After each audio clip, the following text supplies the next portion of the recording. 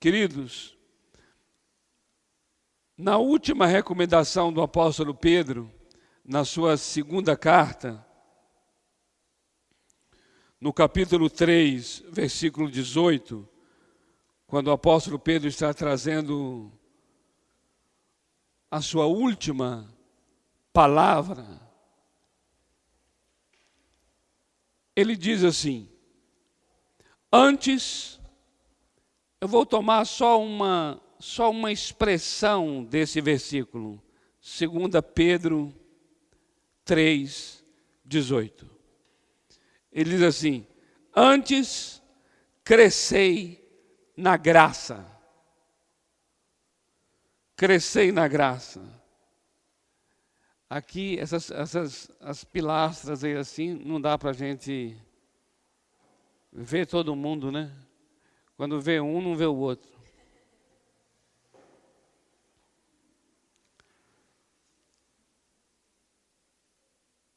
Crescei na graça do Senhor Jesus.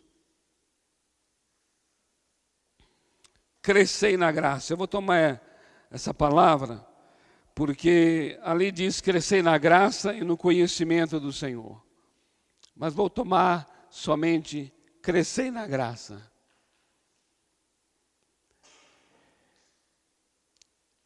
E o Espírito tem muito me ministrado a respeito de uma igreja que está assim, muito esgotada. Pessoas muito sobrecarregadas.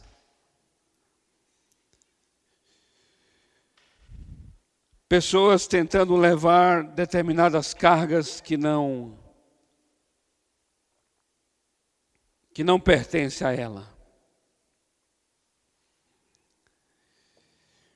Frustrações, cansaço, por causa de o quanto temos tentado e o quanto temos lutado para alcançarmos aquilo que entendemos na Bíblia que temos que alcançar.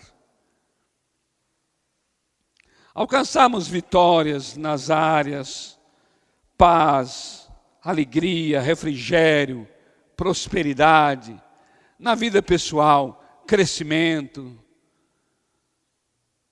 cura, libertação, na vida da família, na vida do trabalho, enfim. São tantas áreas que nós temos lutado em Deus para vivermos o melhor de Deus. E é nessa batalha e nessa luta que tem tido essas frustrações, essas sobrecargas, preocupações, ansiedades, cansaço, desgaste, esgotamento.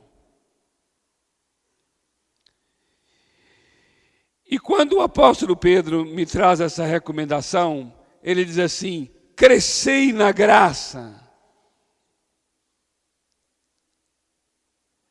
A igreja cometeu um grande pecado.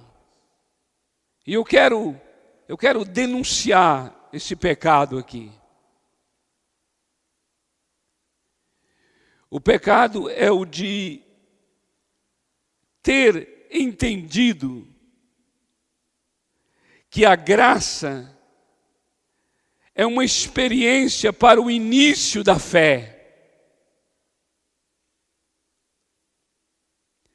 A igreja recebeu uma mensagem da proclamação do Evangelho, o Evangelho da graça.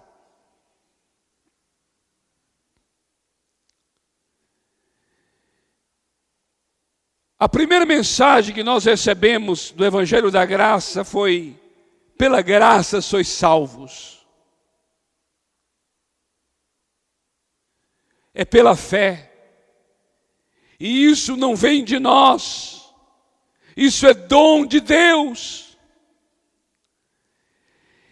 E um dia, eu e você, quando ouvimos essa mensagem da graça, nós recebemos a palavra da fé.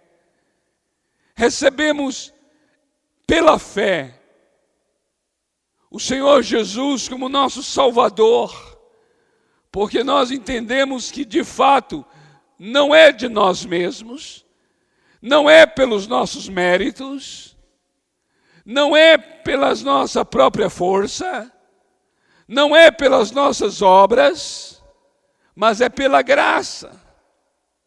E nós então entramos na fé, começamos a caminhar em Cristo e começamos a dar os primeiros passos na vida cristã.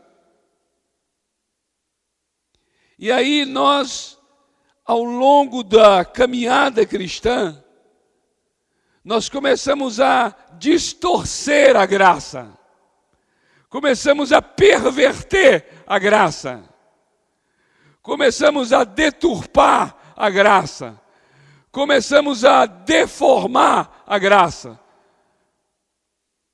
Porque nós começamos, sabe o quê? Começamos a andar pelas nossas próprias forças.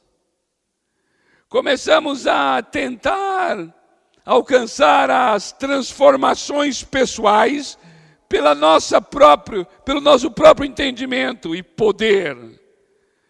Começamos a querer mudar a vida de pessoas ao nosso redor com uma insistência seca, uma insistência sem fruto, infrutífera, estéril. Começamos a confiar em nós mesmos, porque nós começamos a ter entendimento da Bíblia que antes não tínhamos, começamos a compreender as verdades do Evangelho que antes não compreendíamos, começamos a aprender a orar que antes não sabíamos, e pelo fato de não sabermos, confiávamos mais no Senhor, e agora que sabemos mais orar, conhecemos mais a palavra, entendemos mais de Deus, passamos a não confiar mais tanto o quanto confiávamos no início. Começamos a não depender tanto o quanto dependíamos dele no início. O que é isso? Isso é cair da graça. Isso é não crescer na graça. Porque a graça não é ABC do Evangelho. A graça não é o ABC do Evangelho. A graça não são os primeiros passos da vida cristã. E a igreja do Senhor Jesus, eu estou falando da igreja do Senhor, como nós fazemos parte da igreja, nós nos incluímos, mas estou falando aqui da igreja do Senhor. A igreja do Senhor começou a usar suas próprias armas, porque começou a aprender sobre o manuseio das armas espirituais e, portanto, começou a usar no seu próprio entendimento as armas espirituais. E é uma igreja que não cresceu na graça. A igreja que eu tenho visto aos olhos nus é uma igreja que não cresceu na graça.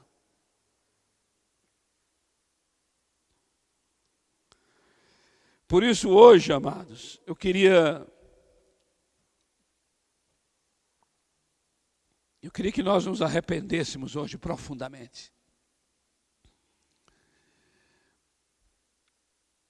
E arrependimento significa metanoia, que quer dizer mudar a maneira de pensar. Arrependimento não é uma emoção. Arrependimento é uma mudança do modo de pensar. Então eu queria que nós nos arrependêssemos todos hoje sobre o nosso modo de pensar acerca da graça. Amém? Um profundo arrependimento o Espírito Santo produz hoje em nós. Sabe por quê? Porque graça é o Espírito produzindo arrependimento. Não viver na graça é nós tentarmos nos arrepender. Você está compreendendo? Nós temos um remorso de ter feito a coisa errada, por exemplo, uma coisa errada. Aí vemos ao altar. E alguém ora por nós, a gente chora bastante. Volta e faz tudo a mesma coisa. Sabe por quê? Porque graça vai falar de um arrependimento que a gente nem sabe arrepender.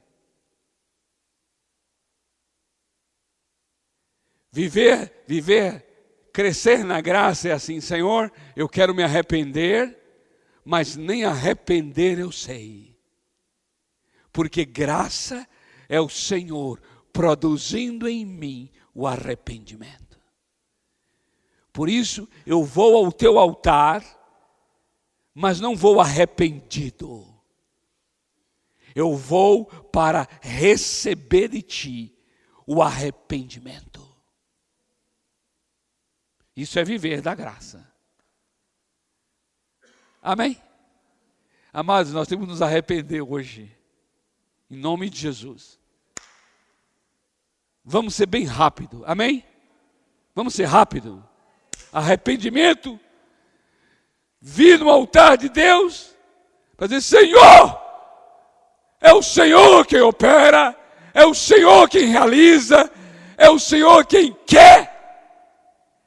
É o Senhor quem quer fazer e é o Senhor quem opera o que o Senhor quer. Porque isso é graça. Graça é Ele quem pensa, é Ele quem deseja, é Ele quem quer e é Ele quem opera o que Ele quer. Isso é graça. Amém? Aleluia! Nós hoje temos que ficar sem saída. Sem saída. O que eu faço? Você não faz nada. O que eu tenho que fazer? O que eu tenho que fazer? Saiba de uma coisa. Nem amar a Deus nós podemos amá-lo. É Ele que imprime em nós o amor por Ele mesmo. Isso é graça. Amém, amados?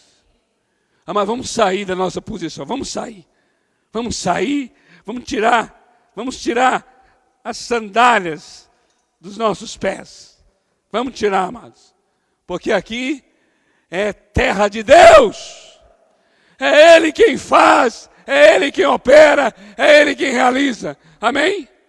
Vamos descer do nosso salto, vamos descer dos lugares altos, em nome de Jesus. Amém? Temos que receber hoje assim um banho da graça, assim, em nome de Jesus. Amém? O que é graça, hein, amado? Eu vou deixar que a palavra de Deus responda. O que é graça?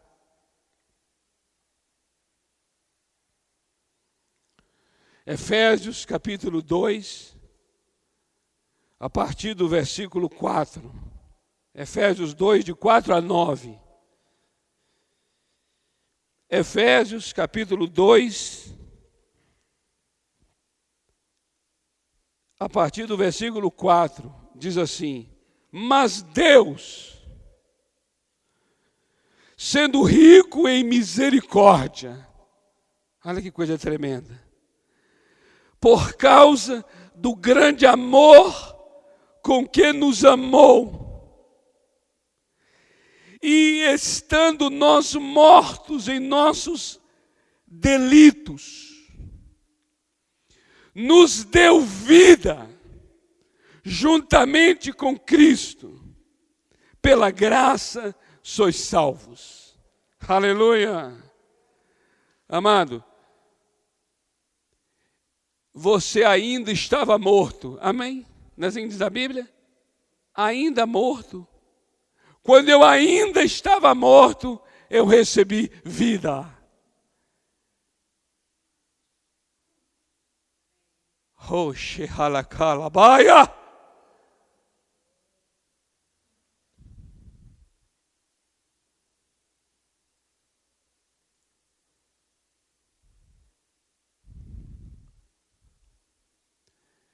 Eu estava morto. E nem estava sabendo, porque eu estava morto. Então eu nem sabia que eu já estava recebendo vida. E juntamente com Ele, nos ressuscitou, nos fez assentar nos lugares celestiais em Cristo Jesus, para mostrar nos séculos vindouros a suprema riqueza da sua graça, em bondade para conosco em Cristo Jesus. Então entenda que agora, olha só, receba no seu coração, no seu espírito, a graça é a bondade de Deus para conosco em Cristo.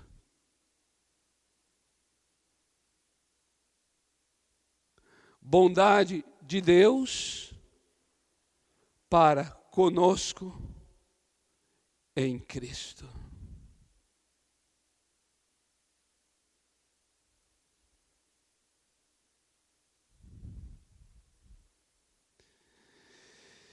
Porque pela graça sois salvos, mediante a fé. E isso não vem de vós. É dom de Deus. Não de obras, para que ninguém se glorie. Eu quero que você receba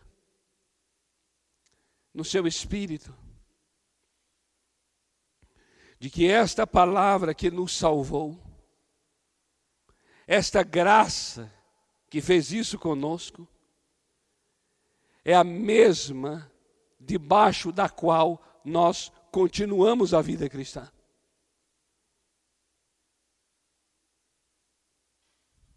Por isso o apóstolo diz: crescei na graça. Porque essa graça que está aqui, que acabamos de ler, está dizendo que é uma bondade de Deus para conosco em Cristo, em que Deus nos amou, e nós ainda mortos recebemos vida. Nós fomos ressuscitados juntamente com Jesus. Nós fomos colocados à direita de Deus Pai nos céus, juntamente com Jesus. E isso não vem de obras, ou seja, não vem daquilo que a gente possa realizar. Essa é a graça que nos salvou. Mas é debaixo dessa graça, a mesma graça, nós estamos ainda. Ou seja, queridos, hoje não é das obras, não é do que fazemos, é mediante a fé que as coisas acontecem. E a fé também não é nossa, a fé é dom de Deus, a fé é presente, a fé é graça. Até para crer, a gente não tem capacidade de crer.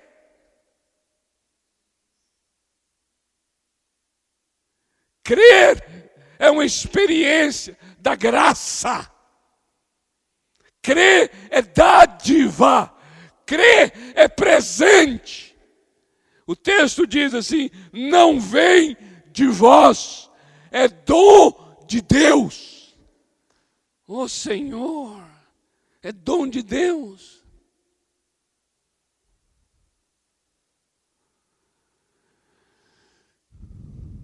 Porque tem gente que por mais queira crer, não crê.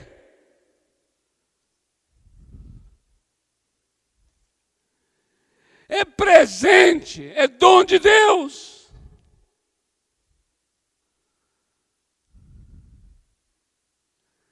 Não é pelo que corre, pelo tanto que corre, que alcança. Mas é por Deus usar de misericórdia a quem Ele quer. Usar de misericórdia.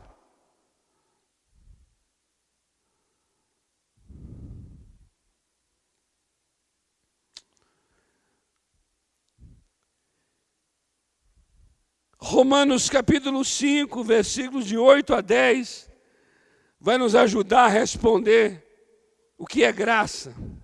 Diz assim: mas Deus prova o seu amor para conosco, pelo fato de ter Cristo morrido por nós.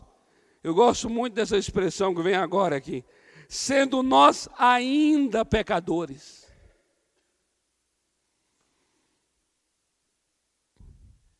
Esse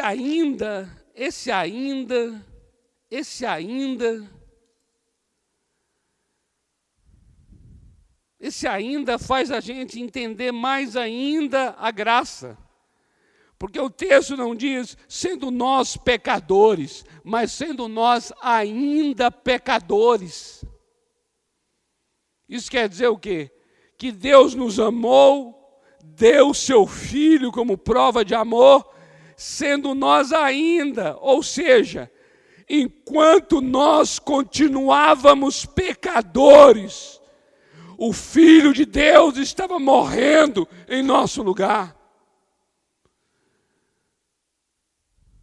Enquanto nós continuávamos inimigos, o Filho de Deus estava nos reconciliando com Ele.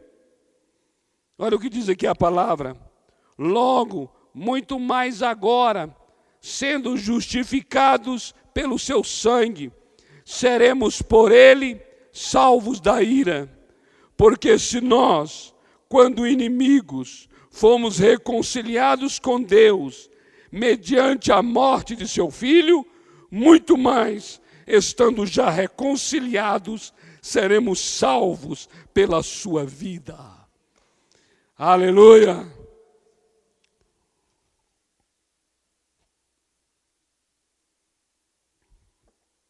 O que é graça? Graça é João capítulo 3, versículo 27. João 3, 27.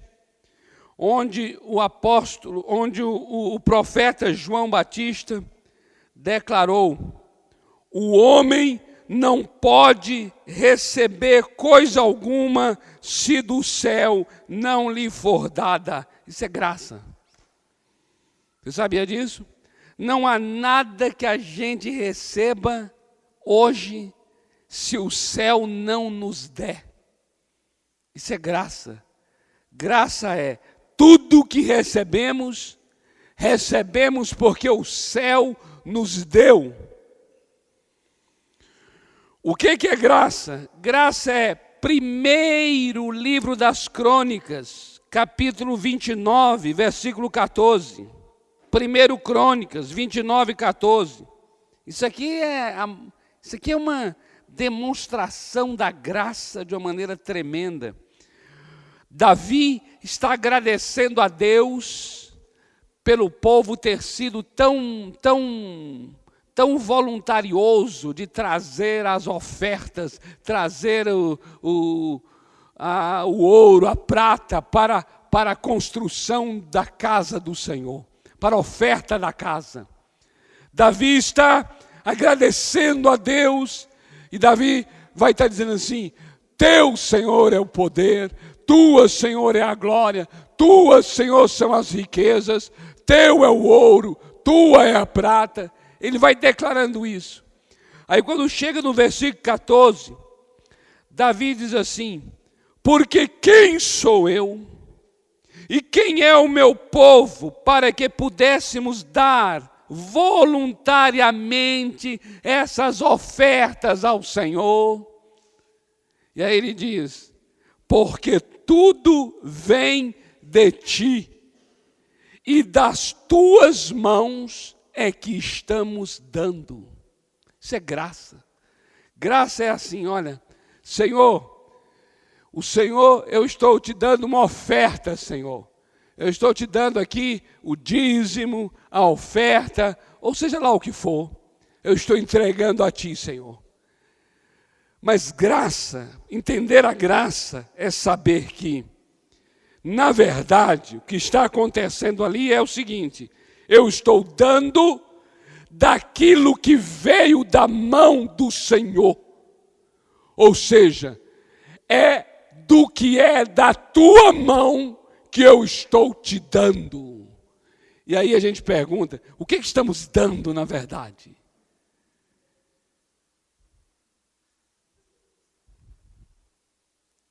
O que existe de tão voluntário em nós? Sendo que até a nossa voluntariedade vem do próprio Deus. Ser voluntário é algo que vem do próprio Deus. Isso é graça. Isso é graça. Oh, amados.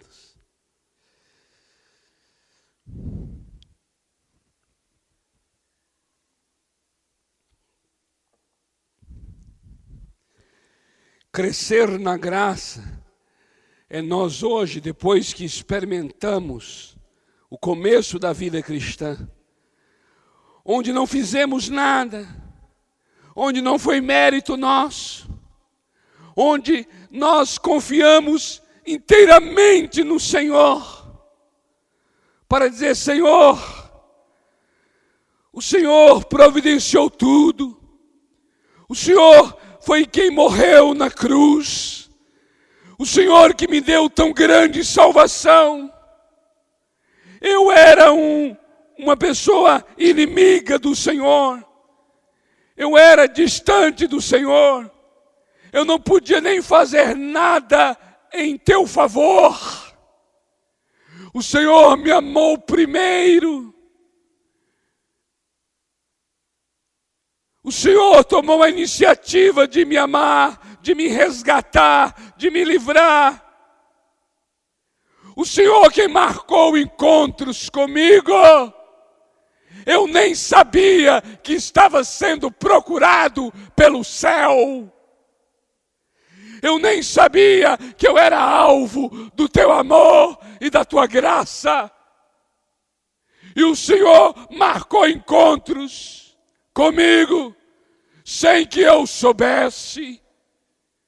O Senhor usou pessoas para me entregar um folheto, ou para me orar por mim, ou para me trazer uma mensagem do Evangelho. Por que eu tinha que ter entrado naquela casa? Por que eu entrei naquele clube? Por que eu passei por aquela rua? Por que eu encontrei aquela pessoa?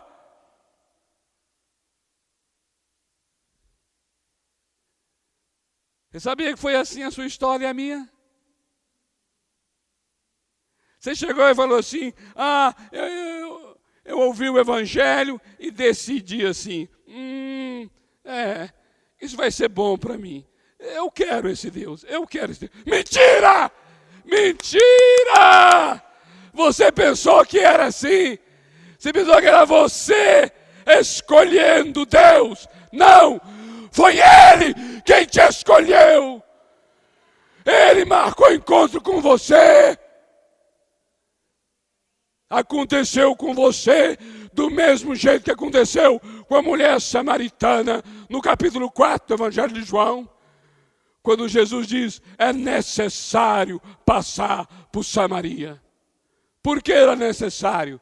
Porque ele iria encontrar uma mulher sozinha, no tanque, no poço de Jacó.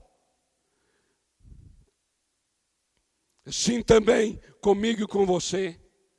Ele foi até você, porque era necessário. Ele te chamou.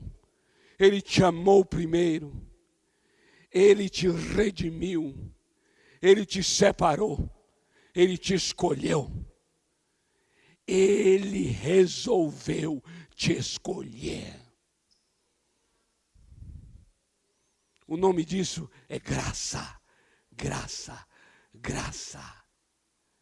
Porque qual é a graça que tem em você e em mim?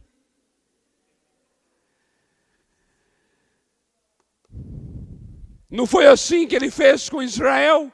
Quando ele disse, Israel, eu te escolhi, não porque era um povo grande, numeroso, poderoso. Pelo contrário, Israel, eras um povo insignificante, pequeno.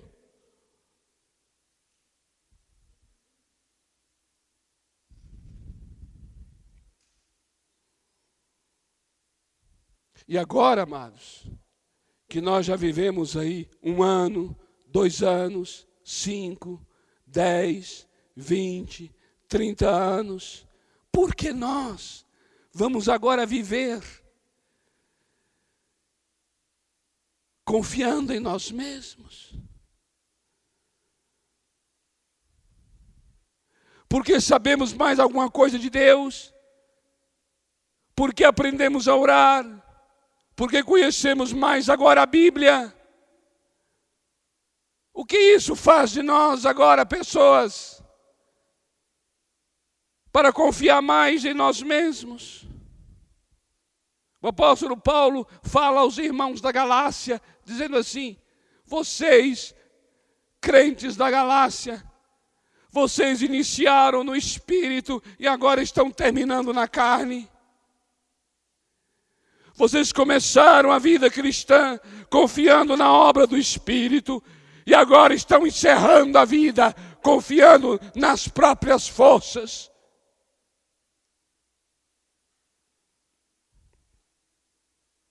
Crescei na graça. Crescei na graça. Oh Senhor, crescei na graça. A graça que marcou o início da nossa vida com Deus é a mesma que nos sustenta. É a mesma que nos mantém. É a mesma que nos eleva. É a mesma graça. O apóstolo Paulo é uma pessoa que teve essa experiência com a graça, em que a graça foi para ele a porta de entrada e a graça foi para ele o caminho por onde ele andou. Não somente era um homem que dependeu da graça para a sua entrada na fé, mas continuou dependendo da graça para viver essa fé. Em Romanos capítulo 3, versículo 24, Paulo disse, como início da fé. Vou tomar este versículo como o início da experiência dele com a graça. Ele diz assim, sendo justificados gratuitamente por sua graça, mediante a redenção que há em Cristo Jesus. Essa é a experiência nossa de começo. Eu sou justificado, sou considerado um homem justo por causa da graça. Mediante a redenção que há no sangue do Filho de Deus. Pelo mérito do Cordeiro, eu fui considerado justo. E aí ele prossegue na vida com Deus.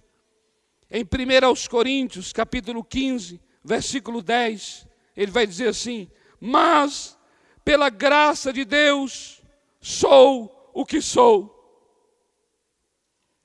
E a sua graça que me foi concedida não se tornou vã. Antes, trabalhei muito mais do que todos os demais apóstolos. Todavia, não eu, mas a graça de Deus comigo. E em 2 Coríntios, capítulo 12, versículo 9, ele vai falar de uma experiência tremenda que ele teve, por causa de uma revelação que ele teve dos céus. O apóstolo Paulo teve uma revelação no terceiro céu. E ele diz que viu coisas que são difíceis de falar. Por causa dessa experiência tão grande que ele teve das revelações, a Bíblia diz que Paulo ficou orgulhoso. Paulo começou a se vangloriar das revelações. E é assim que acontece muito conosco, amados.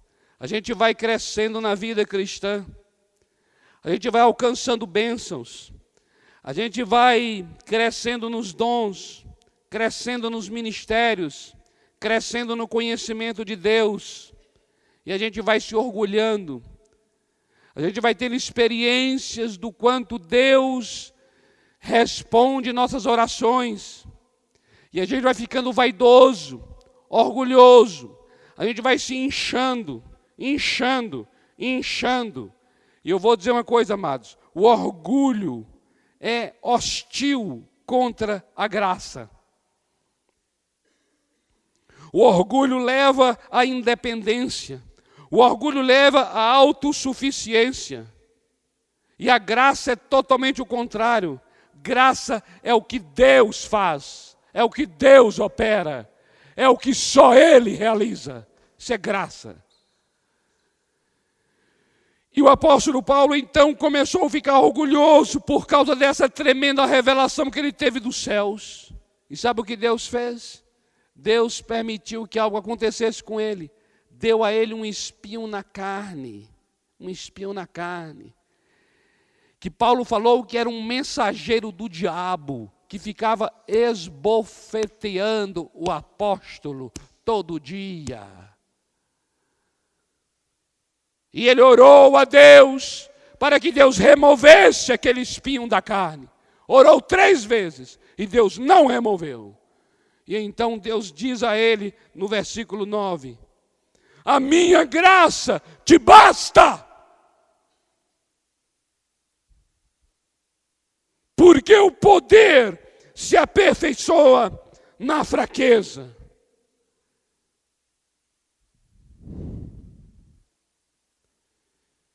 E aí o apóstolo Paulo diz: de boa vontade, pois, me gloriarei nas fraquezas, para que sobre mim repouse o poder de Cristo.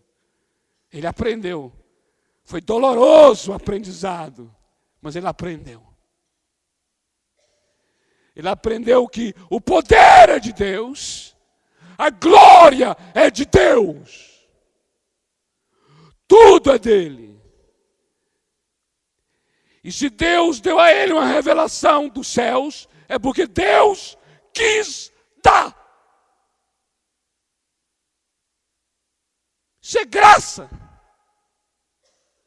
E agora ele vai ficar orgulhoso por causa disso, pois então agora vai receber um espinho na carne para diminuir, para acabar com a sua empáfia e com a sua soberba. E aí o apóstolo Paulo diz: eu aprendi.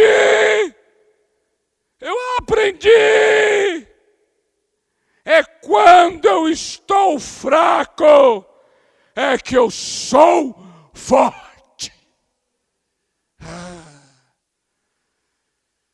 Experiência da graça.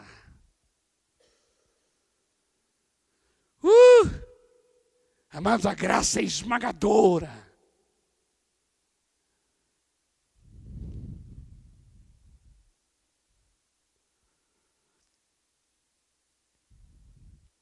Eu queria ler para vocês um trecho em Deuteronômio, capítulo 8, versículos 17 e 18, para você entender.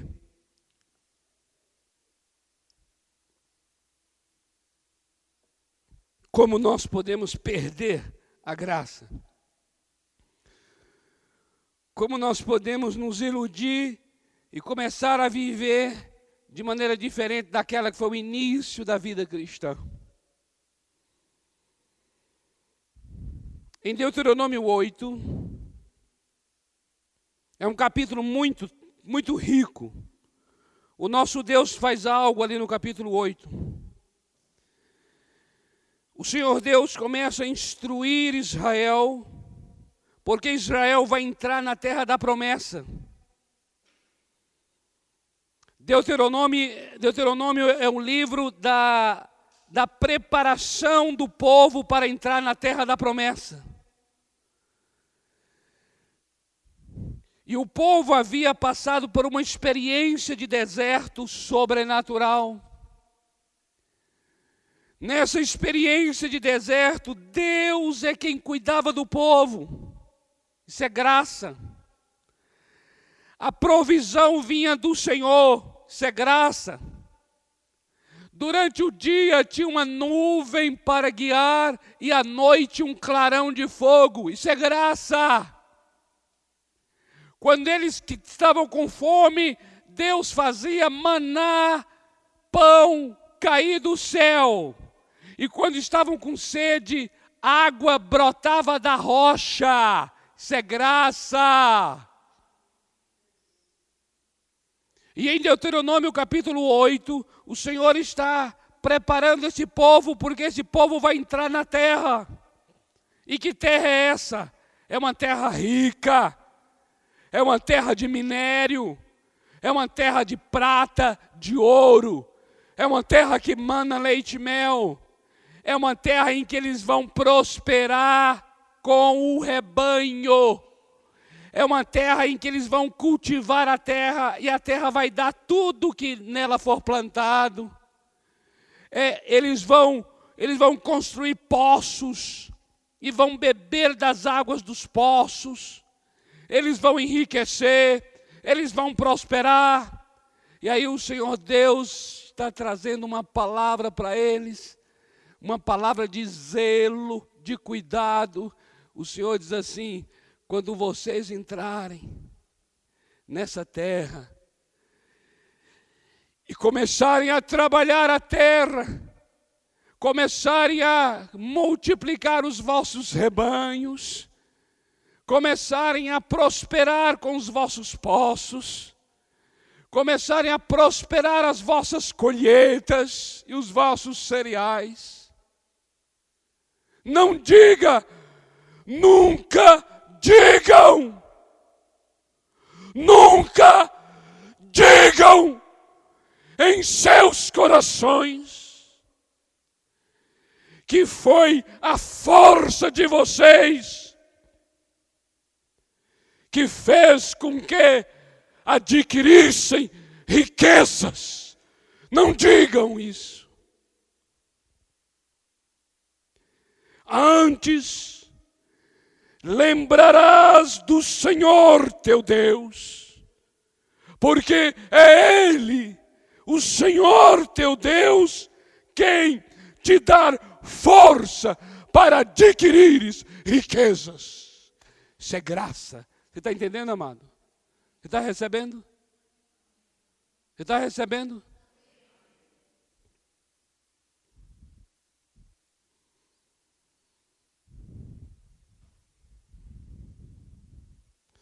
Nós temos uma ideia equivocada de Deus. A gente tem uma ideia de que aquilo que vem de Deus é quando tudo falta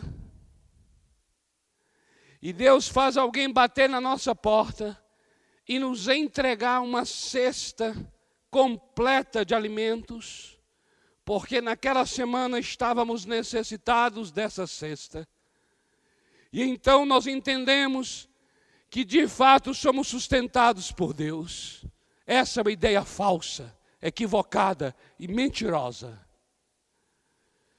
Nós não somos sustentados por Deus porque alguém veio presentear uma cesta num dia de necessidade.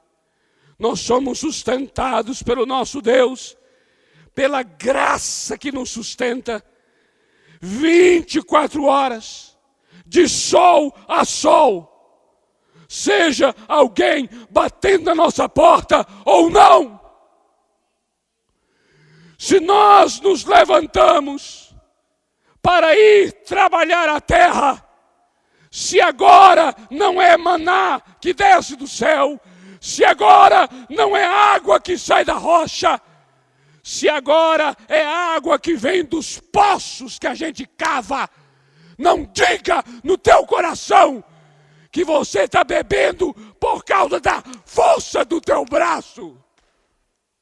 Não diga, isso é pecar contra a graça. O que existe na nossa vida hoje, seja o emprego, seja a empresa, seja o diretor, seja o banco, seja a força, seja a energia vital dos nervos, dos ossos, do sangue, tudo é obra do Senhor nosso Deus. Tudo é obra do Senhor nosso Deus. Roxahalakabalabaya, Tekilabahaya Sheka Malabas.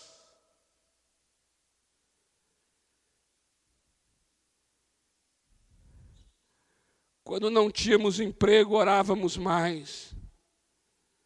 Agora que temos, oramos menos. Quando não sabíamos qualquer coisa, orávamos mais. Agora que sabemos, oramos menos. Estamos caindo da graça. Estamos começando a transferir a dependência do Senhor para nós mesmos. Estamos começando a transferir a dependência da fonte do Senhor para pessoas, para empresas, para bancos, para trabalhos, para empregos, para patrimônios. Não estamos crescendo na graça. Por isso há uma igreja esgotada. Por isso as pessoas estão levantando cedo, dormindo tarde, comendo o pão das dores. O pão das dores. Sofrimento nos ossos, sofrimento no sangue, sofrimento na pele, sofrimento na alma, preocupações, sobrecargas. Quando o Senhor está dizendo, eu dou o pão aos meus amados enquanto eles dormem. Se o Senhor não edificar a casa, em vão trabalham os que edificam. Se o Senhor não vigia a cidade, em vão vigia a sentinela. O Senhor está nos chamando para o arrependimento, queridos. Nos arrepender profundamente diante dEle, amados. E falar, Senhor, eu faço um mau uso da Tua graça.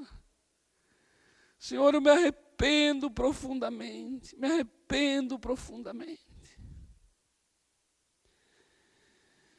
O profeta Oséias, no capítulo 13 do seu livro, no versículo 5, é interessante essa palavra de Oséias.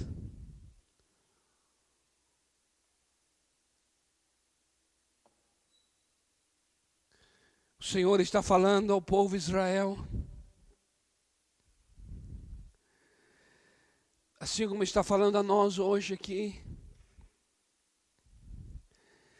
E ali o Senhor falou a Israel, porque Israel está cheia de riquezas.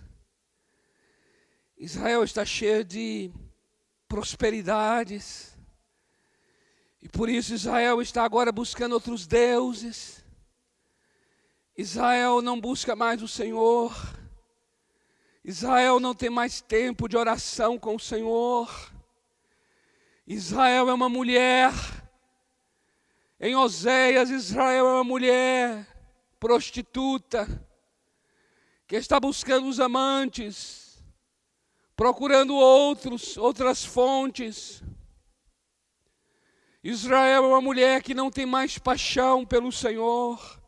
É uma mulher que não ama mais ao Senhor. É uma mulher que não busca mais ao Senhor. E por isso o Senhor vira para Israel e diz assim: eu te conheci, Israel, no deserto, numa terra muito seca.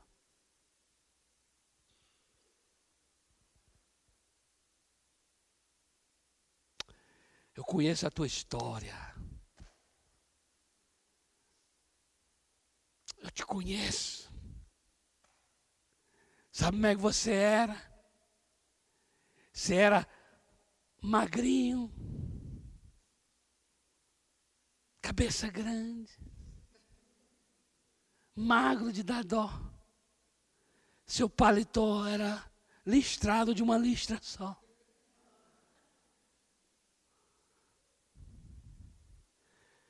Sabe onde eu te encontrei? Eu te encontrei no deserto, numa terra muito seca. Eu te tirei de lá, de um lugar de humilhação. Eu te resgatei. Eu te limpei. Eu te lavei. Eu te redimi. Eu te honrei. Você estava no moturo. Era rejeitada. Mas eu te fiz uma mulher, mãe de filhos, sentada entre os príncipes do teu povo. Eu te conheci numa terra seca.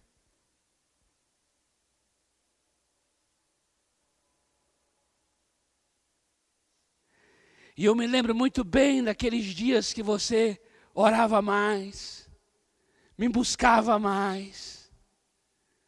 Teu coração ardia pela minha presença. A tua dependência de mim era até para se ia ter um ticket. A passagem do metrô era motivo de oração.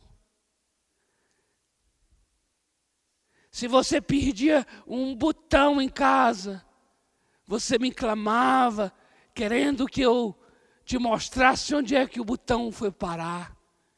E hoje, assuntos muito mais sérios do que a perda do botão. Você não traz mais em oração, em clamor, teu coração não derrama mais, teu coração não chora mais em minha presença. Eu te conheci numa terra muito seca, me lembro muito bem.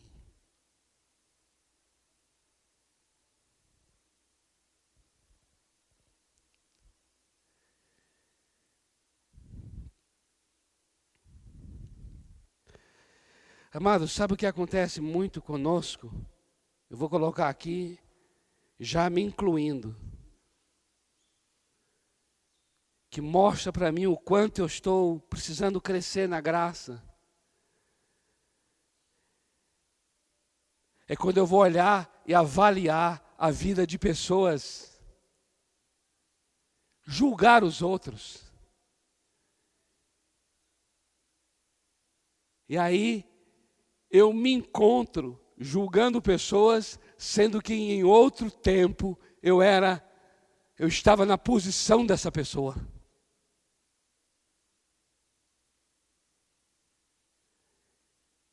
E agora eu não sou misericordioso com essa pessoa e nem perdoador.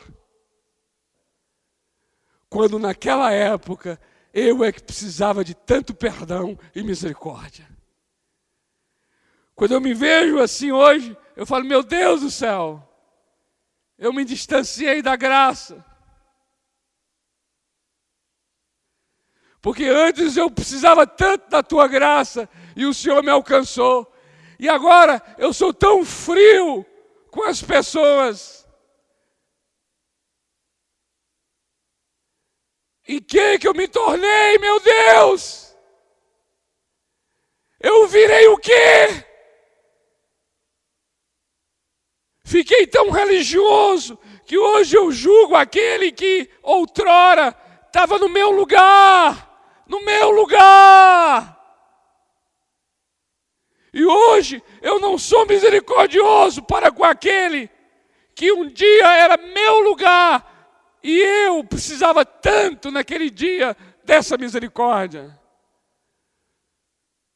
Mateus capítulo 18, versículo 32 e 33. Jesus conta essa parábola. E na parábola ele fala aqui, falando sobre o perdão, amados.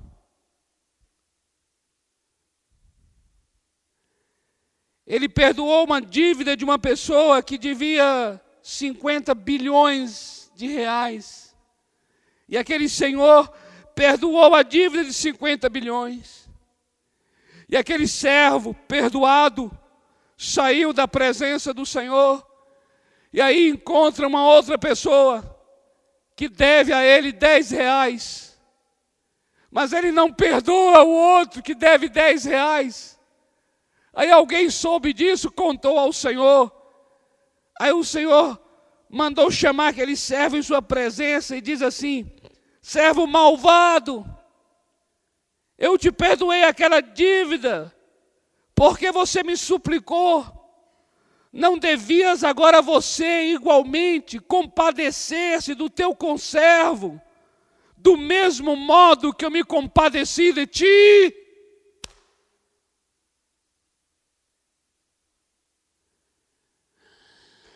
Mas é tão doído, eu já testemunhei situações tão dolorosas, em que eu vejo assim, aquela pessoa foi perdoada por Deus. Deus fez uma restauração na vida da pessoa. Deus deu uma nova chance à pessoa. A graça de Deus alcançou aquela vida. E hoje, essa pessoa, quando se encontra com alguém que está também necessitado, essa pessoa não tem misericórdia.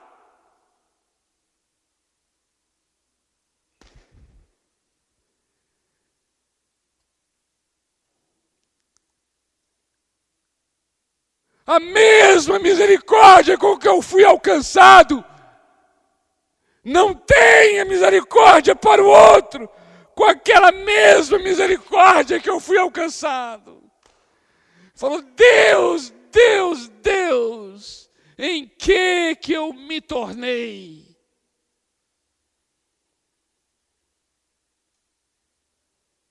Não estou crescendo na graça, Senhor.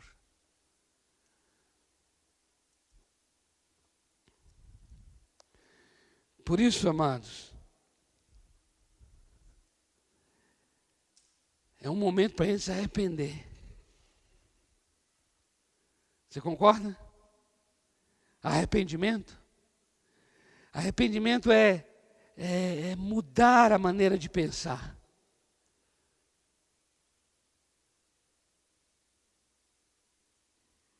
Então eu queria que você orasse agora. Orasse agora.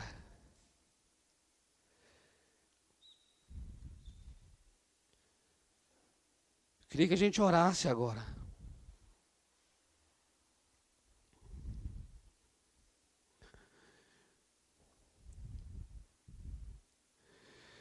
Jesus nos convida agora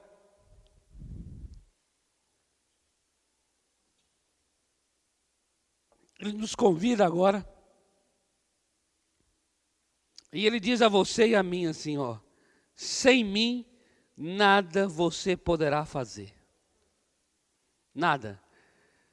Nada é nada. Ou seja, até orar, a gente precisa da graça. Arrependimento é obra da graça. Arrependimento não é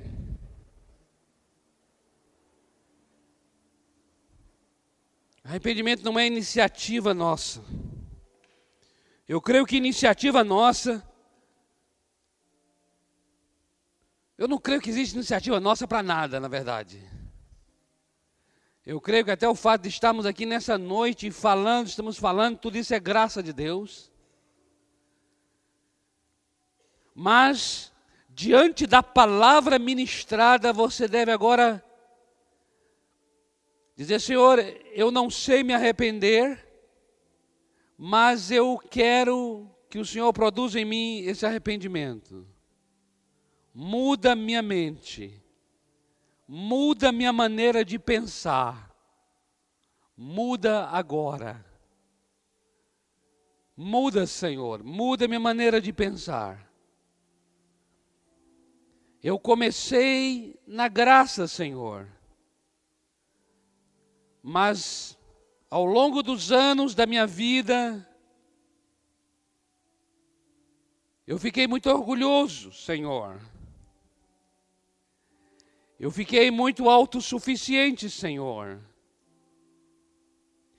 E eu não cresci na graça do Senhor.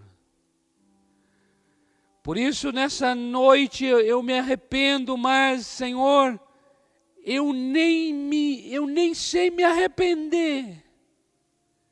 É obra do Teu Espírito em mim. Mas eu queria que você falasse para Deus. Fala para Ele, fala. Eu queria que você abrisse sua boca para falar. Para falar o quanto você é incapaz de falar. Para orar o quanto você é incapaz de orar.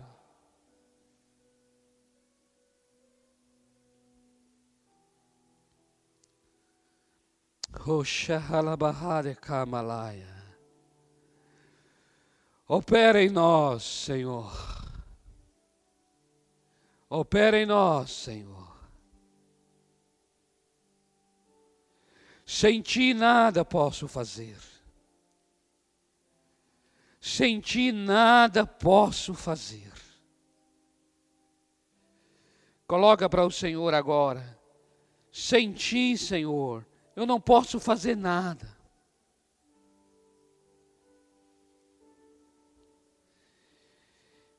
Eu quero me arrepender.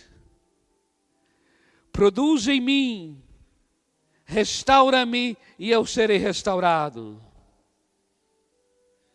Restaura-me, Espírito Santo, e eu serei restaurado. Roshakabalabahá de Kamalaya. Eu quero viver debaixo da graça e não mais debaixo da lei. Eu quero viver debaixo da graça